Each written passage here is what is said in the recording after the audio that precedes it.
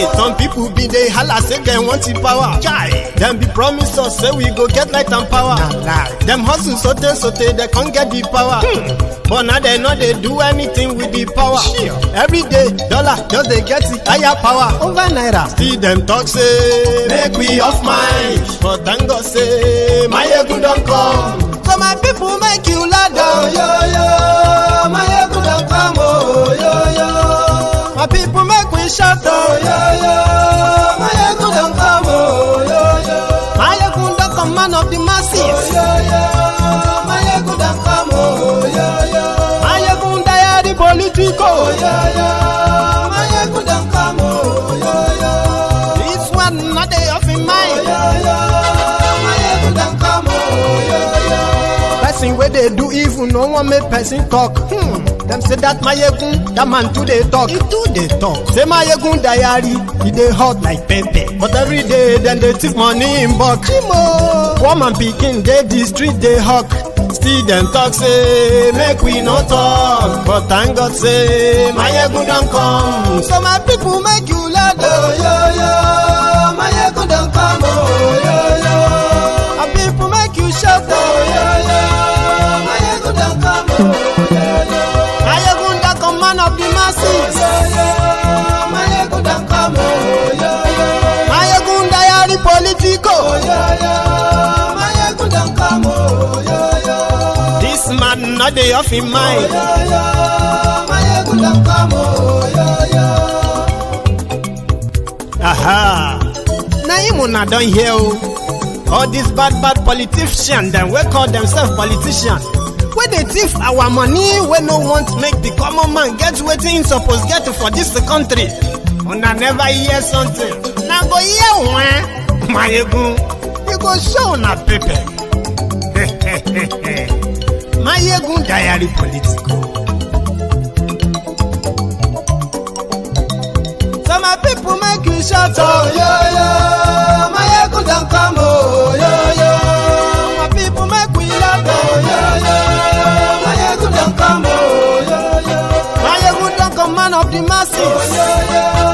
Mayegun don't come, oh yo yo.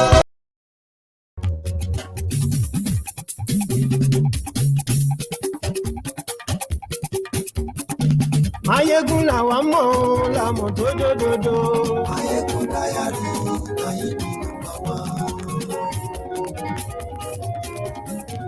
Mayegun la wa mo.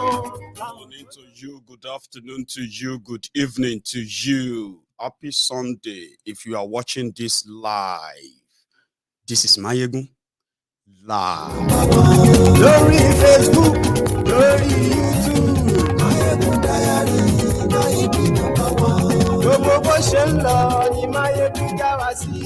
share the broadcast, invite your friends, invite your not so friendly friends, and tell them that Mayegun is here live.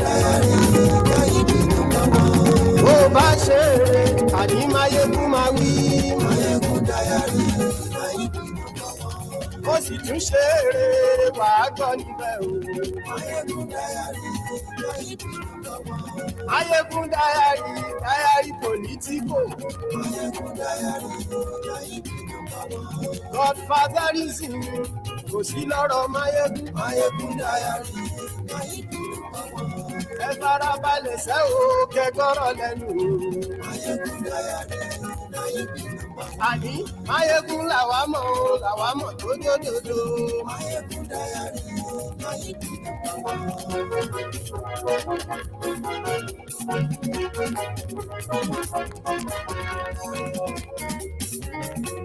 Àní ẹ̀sùn ràkì. Mayegun ti dé. Mayegun ti dé. Ọ̀jẹ̀lú ẹ̀sùn ràkì. Mayegun ti dé. Àní ẹ̀sùn ràkì.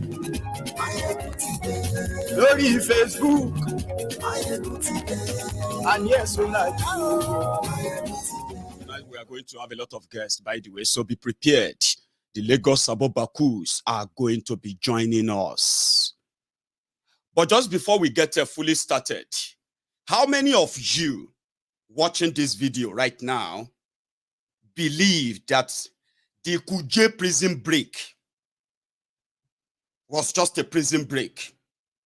Or how many of you now believe that the Kuje prison break is actually a sort of a prisoner's swap arrangement?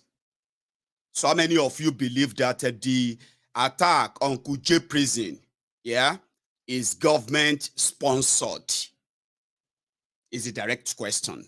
I'm coming back to it.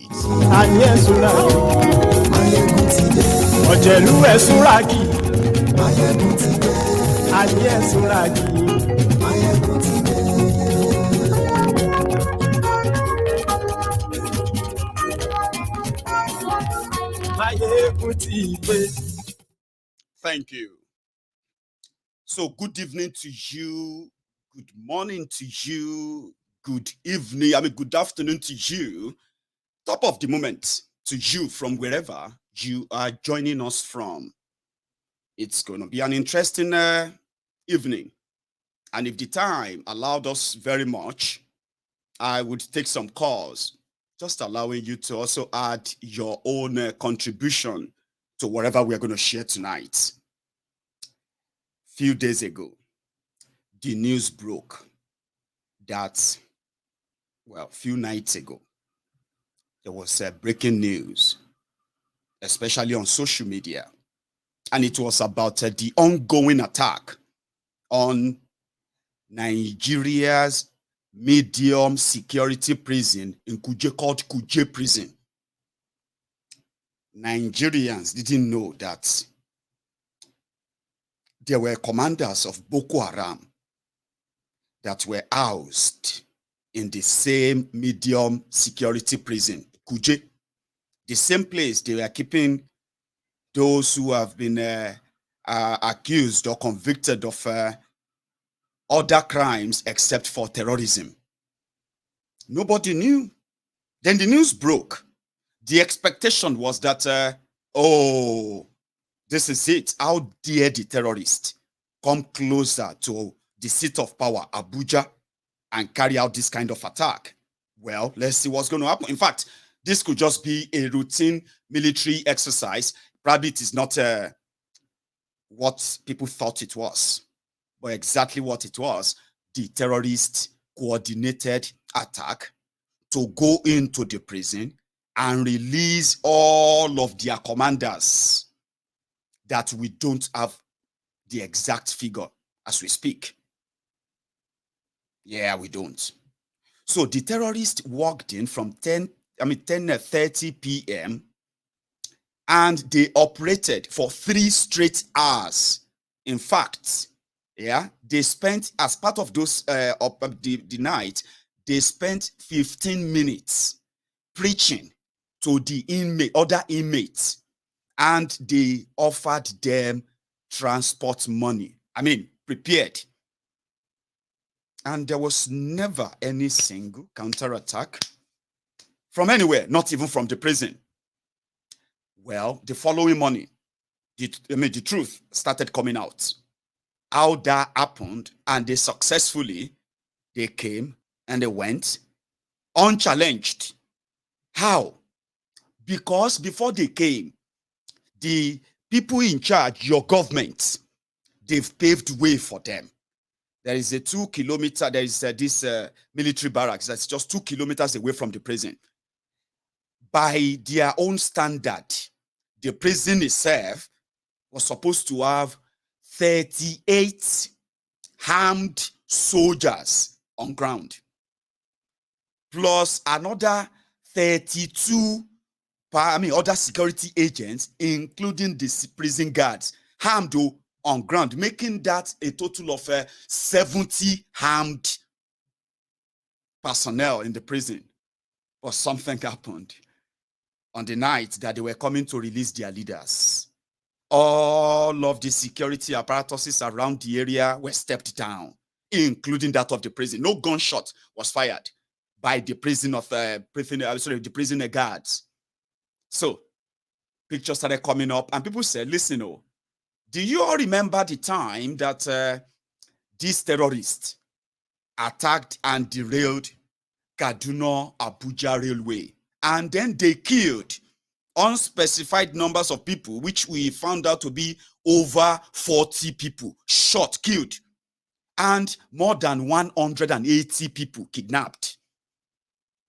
Well, as usual, right? People got the news. They moved on.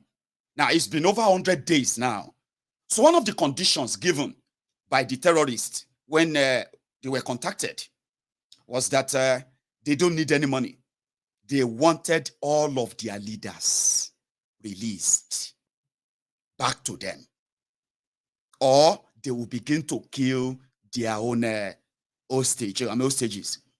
So that was the condition. Somehow, they couldn't come clean and process the deal that they are releasing the commanders of Boko Haram, that even Nigerians don't know their names, they don't know their identity, they don't even know that they were being kept in Kuje until the terrorists came. You know, normal. The government that really want to deal with terrorism, you have all the commanders of all the Boko Haram, almost 400 of them, 400, and you kept them in a single place so that their own, their people can come and just take them out. Prisoner swap. Few days after, well, today, or let me say yesterday, by the way, yesterday the news broke that after the successful release of the Boko Haram terrorist commanders back into the society, into the jungle, well, that seems to be the deal. The terrorists, without collecting anything, they decided to release about 7 people among the people they have kidnapped until other conditions are met. There are other conditions, though, and there are other kidnapped victims who are still in their custody as we speak. So people are now saying, oh, more. It be like, say, this APC, Egbekegbe, they either believe that they have conquered everyone, including the sense of reason of everybody, to the point that Nigeria is now in the hands of armed terrorists who have the state backing. Pandering to them. I've never seen anything like this in my life. Oh. So people are beginning to be like, Omo, which level now? But guess what? Everyone raising question, raising concern about this, they are now being called or tagged enemy of Nigeria. But guess what again? No single person has actually been either sacked or put under investigation right now into what happened, because there's no need for it. The 64 that the defense minister, 64 terrorists that defense minister said escaped, that is just a guess figure. Over 443 Boko Haram terrorists and their followers that they are keeping in Kuje prison, they have now escaped into Abuja, into Lafia, Nasarawa, into all the areas. And guess what, Baba? They have all that it takes to bring Nigeria to our knees any moment they want, because they have the free will, the free hand to do whatever they want as we speak. Now, the government agents who are the Sufayos that the terrorists are also slaughtering, like they are slaughtering the civilians in Nigeria, they are raising the alarm. If you are in Abuja, your government is saying that they don't have or know the whereabouts of the terrorists that escaped from Kuje prison. These are not just terrorists, so these are Boko Haram commanders. So they say you should be vigilant in case if you see anything, they have information that they are already loitering around, and they want you to be very, very vigilant. You are on your own. That's what they are saying. Now, let me tell you how the APC, Egbekegbe, how they have managed to, bring Nigeria and the entire Nigeria into the racket of terrorism just because of power. Over time, their intention was to destroy the entire Nigeria if Goodluck Egbere Jonathan should fail to hand over power to them. They did everything. And there's somebody who has been alleged to be behind it all along. A lot of people that have been accused of being the masterminds and the financier of Boko Haram and all of that in northern Nigeria. But there's something that stood Borno out. It was in Borno State that they funded the activity of the Islamic terrorist group called the Boko Haram today. And if you remember Alimodu Sheriff, who was also the governor in Borno, the one that openly, due to their their Islamic agenda, which never, for any reason, never even favored those who are actually like the people they think they are taking the power for. They are struggling the power for the poor people in northern Nigeria. They are elite. They brought in the terrorists from all over Africa, all along in 2015. And the intention was to burn down Nigeria further. Before then, things you've never seen before were happening, including the kidnapping of Chibok girls. Now, let me tell you how this got escalated and then, amplified for what became the APC, Egbekegbe's victory. The blood that many of you ignorantly brought upon yourselves in the name of one Nigeria. These guys have no empathy about anything. Blood, death, children, women, agony, anguish, suffering, and all of that. They strive on them because they make they get their power from them. How? The more people are falling into all those anomalies, the more divided or disoriented they will be. Therefore, they cash in on your miseries. When they staged the Chibok girls kidnapping saga, it was a long shot, but no one saw it coming, especially those who were blinded, sort of, by the ignorance of what one Nigeria has made many of us. 240-something school children were kidnapped. The story no clear. How? Who wrote the script? Shetima. And they wrote the script of a Chibok purposely to get Goodluck Egbere Jonathan out of the way and get power into their hands. And then God knows what other agendas they have now succeeded in achieving, which they will continue to achieve as long as one Nigeria continue to exist. How did they move over 200, almost 300 school children undetected? These were the questions people were asking. They would need so amount of so number of 18-seater buses to move them.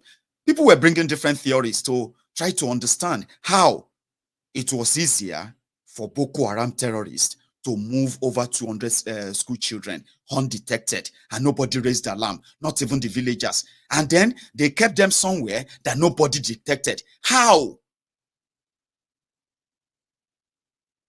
Those who wrote the scripts, they knew it was going to be the doom of Goodluck Egbere Jonathan. I am not sympathizing with him. I'm just trying to show you how heartless they can be in pursuit of power. When the news now broke, from Borno, nobody heard about it until about 2 days later. 2 days later, breaking news. Boko Haram have kidnapped school children in Chibok. How? By around that time, they have already moved them properly to different locations. At first, they moved them into a politician's house, according to some of these Chibok girls who finally escaped or who came out to give their testimonies. Most of these testimonies were completely, blindsided. When they moved them out of Chibok, they moved them into politicians' compound in Maiduguri, in the same state capital. For days, when people were now looking for them. And guess what? The governor of Borno State was Shetima.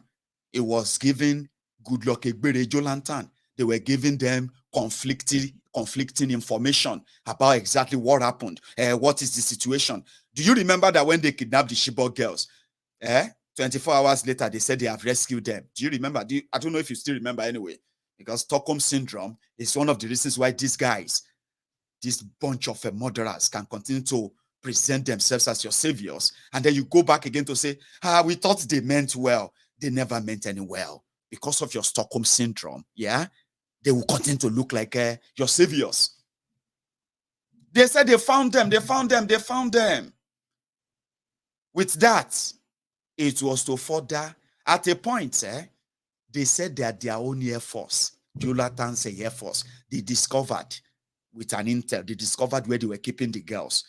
You know what they did? They bombed the place. Some of the girls were killed. In the old Wahala, as Jonathan was completely lost, Shetima, Tifnumbu, El Rufaya, and many of them like that, they were already finalizing the international propaganda that will make them bank on the missing kid, instead of them contributing genuinely, at least to find the girls.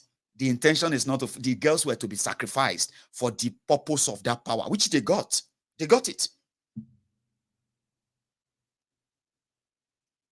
So when they got the power, when they got the attention of the world, the American White House, who also had American White House, who had the dossier on these people, individual criminals who are behind the terrorism in Nigeria. They know them.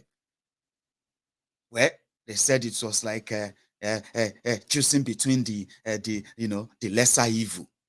They had to go and bring Boko.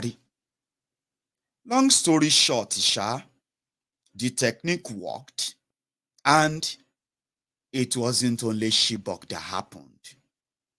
Chibok was just a start. Then where they took Leah Sharibu in Yobe, Dapchi, that happened under this Boko Haram government. After that, Kankara. After that, another school of forestry in Kaduna. I mean, you have now witnessed mass school kidnappings. And they are now saying you should get used to it. At least Chibok happened now. Then it didn't end there. You are not just to get used to Boko Haram. You just have to now get used to the Fulani terrorists, the armed terrorists. Upon all of that, and the divided country that you have, which they have shown so much insensitivity to, well, they've never been sensitive about anything. They don't give a damn. Do they? No, they don't. In that nonchalant, condescending, I don't care of theirs, since they've conquered Nigeria, now they have now forced your Kolu,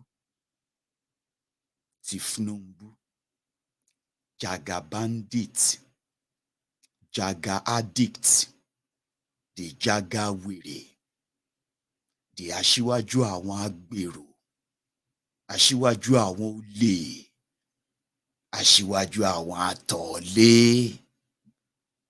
Kolu. You now have those they call the Batidiots saying Muslim ticket no matter. Of course it shouldn't. By you talking about Nigeria, that APC, Egbekegbe, the government that has divided, the party that has divided Nigeria and Nigerians than you could ever imagine, the party that has supervised the mass killings of Nigerians, the party that has supervised the mass killings of Christians in Nigeria on record, the political party that has become the jihadist political party that has ceded more freedom to terrorists than the citizens they pledged to protect. Now they said now Muslim ticket. What do you want to do about that one? They say Shetima no be Fulani na Kanuri. Tifnumbu no be Muslim na Yoruba. They want bobo and fool you again. Now your choice, though, no be me go choose for you. I just want to make you understand the poison where you want swallow. Who is Shetima? We'll get to that part. But Kalu, I will let you hear from Kalu himself. The reason why he chose Shetima, the Boko Haram apologist, the man that Alimodu Sheriff told us that is actually the brain behind the Sharia, the Boko Haram. No be me talk am, na Alimodu Sheriff talk am. But you know, say, as long as it is Nigeria, if you they look for sense in the brain of those that have been under Boko Haram for 7 years, it's gonna be like looking for water inside the stone. You go try you. If any water drop, Baba, now your sweat. Don't expect sense, but let's ask them. Kalu, why Shetima? Or who be your running mate? Now you talk about.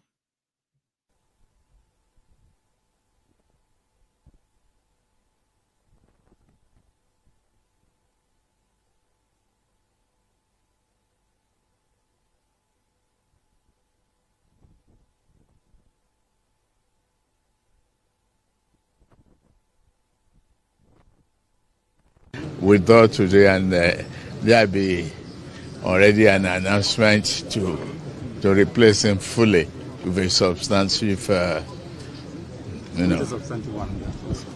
Kashim Shetima. I have not discussed with him. I've disclosed it to you. Since I've disclosed it to the president. So how strong, united and formidable is your party ahead of the next general election? We are going to win. Inshallah. Inshallah. We're going to win. Why are you so confident? Because we are a progressive party. We have the focus on Nigerian problems. We face the challenge squarely. We are not running away from it. We have a better program for the people and about the people and ready to serve. Within a short period of time, there'll be a good foundation on infrastructure. We face challenges of terrorism, we know that. It's only, a poor thinker and observer will not recognize the challenge. But once you recognize a challenge, you can prepare yourself very well to tackle it and defeat it. And that is what our party is all about. So, finally, why Kashim Shetima? Because he competent, capable, reliable, and able. Thank you very much, sir. Thank you. Wait, hold on. No, they push us. Hold on. No, we don't push people.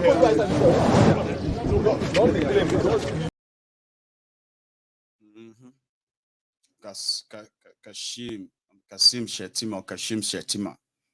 And, well, this is Kashim Shetima anyway. Just congratulations.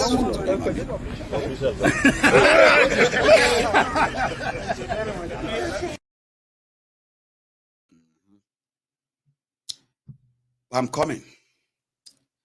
A day before the Kuje prison break or prisoners swap, with Boko Haram. There was a news that Boko Haram's convoy, advanced convoy to Daura, was attacked, and one police officer in the convoy was shot and killed, and others sustained gunshot wounds. I don't know if you remember that. Well, I've just reminded you anyway. In the report from that attack, they said that surprisingly, the eyewitness, they said, surprisingly, when the terrorists were attacking the convoy, yeah, the security details in that convoy, they were commanded never to respond. Like it was just like a standing dog, or a sitting duck, just to be attacked and killed, and don't attack them. And the terrorists just left, and all of that happened. And this was in Katsina, where Boko Haram come from. And this security detail, the convoy, they were going to Daura as advanced team to go and provide security for Boko Haram's visit for Salah, for Eid al-Kabir or so. Ileya.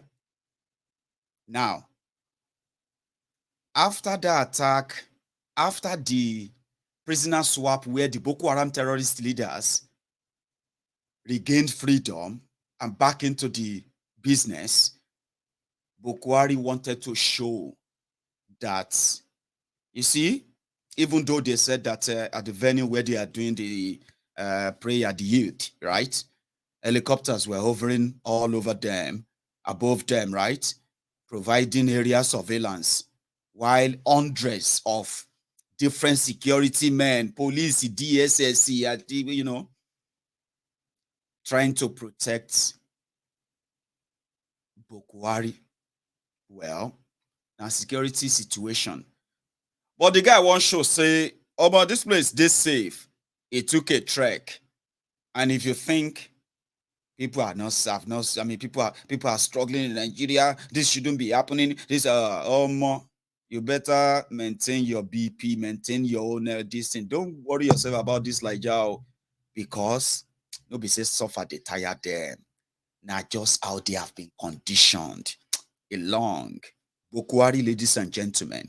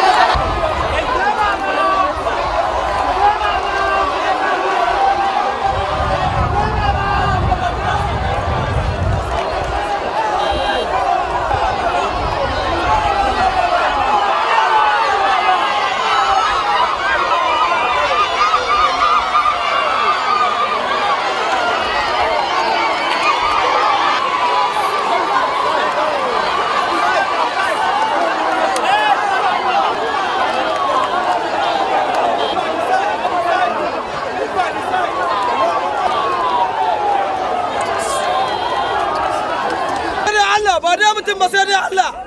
Allah kare ka, Allah tsare ka. Allah kare ka. Ba dai bakin mutum ba sai dai Allah.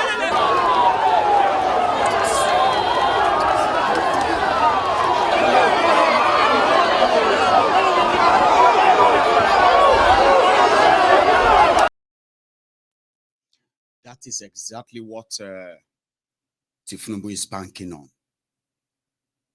That street credibility in the northern Nigeria, all those who are like going to follow the command of their mullahs here and there, those are the voters they told you, the obedient, you will need to contend with, okay? Those people are the ones you have to contend with before you can then bring your OB to the front. But like I said, it's not really about election. It is more about themselves and their selfish, ruinous agendas, which has brought nothing upon Nigeria than poverty, terrorism, and all that. Tinubu said he is speaking Shetima because Shetima is not a religious bigot person. Is not a tribalist or tribal, tribalistic with the use, tribalist. That is not an ethnic jingoist. Isha said that there is a one Nigerian, ladies and gentlemen, right? I just want you to spend your next 10 minutes, okay, to listen to the running mate to Tinubu, who has now completed their Muslim tickets, which is what you are going to have to deal with. As we speak, it's already causing religious division here and there, but it seems that it's just going to make it worse. And remember, these people, they gain their power through division. They maintain such power as well through, bloodbath, division, and all of that. So to them, it is not about what you like. It is about what you don't like that eventually will be enforced on you, and there's nothing you can do about it. So it's up to you to see where this is going to go to. But come on, do you really know who that person is? Is Shetima Mr. One Nigeria? Well, you be the judge. One Nigeria. Hello. Alaji, congratulations. Thank you very much, Kule. Thank you very much. Yes, sir. Honestly, I accept your congratulations, even though I'm PDP. Because you remember one time when the fighting in Borno, when our people were being killed left and right. Then what is it, Alaji? I said, do you remember one time when our people were being killed in Borno State, left and right, Bauchi, Gombe, everywhere in the north? Of course. I remember you were saying that was there any Southerner among us, we were the one killing ourselves. I always remember this statement, Mr. Kule. But look at this today now. Today our brother is in charge, and I'm sure he made it clear to the world. The first thing he said was that he was moving the command of Nigerian army to Maiduguri until when Boko Haram is over. So if not your brother as the president, who will do it for you? But we could have done it to anybody in Nigeria. But you can see that some people refuse to do it for us. So really, really, today I understand why we have to have the presidency, honestly. No, it's like that, Kule. Kule is like that.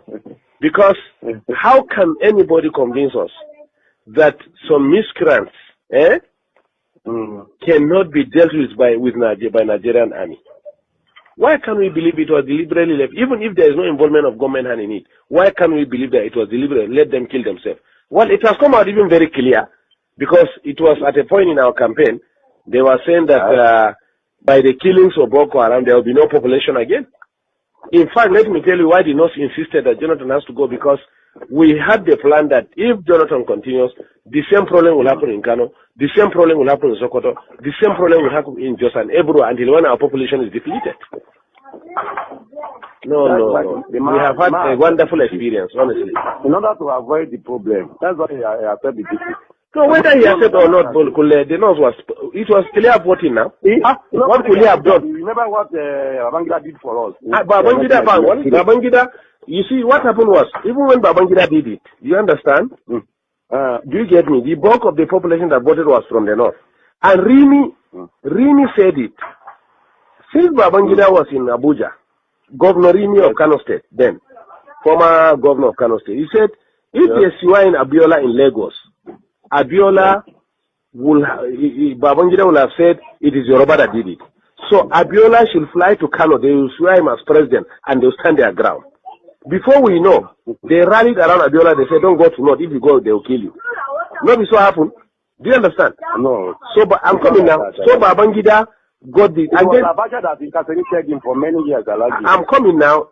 I'm coming. Before we are talking about the cancellation now. The cancellation of the elections. And two, didn't you not see that even from the West, there were people who supported there are big men who joined in the cancellation of the elections. But whatever it is, at that time, it was nobody was killing the Yorubas left and right. Babangida was virtually betraying everybody. And today, have you not seen him on TV? Have you not seen how he was looking? Is God not wonderful? Did you not see Babangida? Even though I have promised as from today, so long as he's my brother from the north, even if he's eating everybody in Nigeria fresh, you come out with Nigerian man leg eating, I will not say it's bad again. Because I have learned how to support my people from what I have seen with Igbos and some people in Nigeria with Jonathan. Man, you must thank God for Yoruba. Yoruba supported Buhari, otherwise we don't have come. No, I'm coming, please. I'm coming. Let me tell you one part. I'm coming. Listen to me, Kule. A section of Yoruba supported Buhari. Listen to me, please. Let us make this clear.